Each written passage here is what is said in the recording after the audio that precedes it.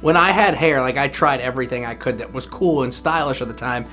And now, like, I don't get the opportunity to do that. And if I do grow it out, it's kind of patchy here and it looks weird, and then I just shave it off. A few years ago, I started noticing it. I would be doing interviews with like wrestlers and celebrities, and I'd go back and watch these video interviews, and I would notice that like my hair is weird, thinning up here, and so I just started wearing a ball cap ever since because I was self-conscious about my hair. And as you can see, my hair grows back fast, and then you just see that line. So I was like, it's a hat non-stop, even if I have a buzz cut. The first time that ever really, I guess, somebody pointed out my hair loss, it was my wife joking around because I was always wearing baseball hats. She's like, you can't wear a baseball hat to the wedding. And I was like, no, I have to because I'm bald.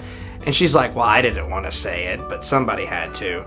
And of course, I love her. She was joking around, and that kind of set with me for a second. I was like, you know, I never really thought like it was that big of a deal. But then when other people started noticing it and people would realize why I was wearing a hat, and I'd be like, wow, I really am going bald.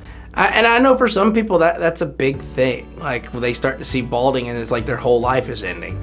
But I think, you know, with PAI and We Grow Hair, like I think you don't have to be worried about your life ending because you're losing your hair, because there's so many advanced treatments here that they offer that you don't have to worry about that.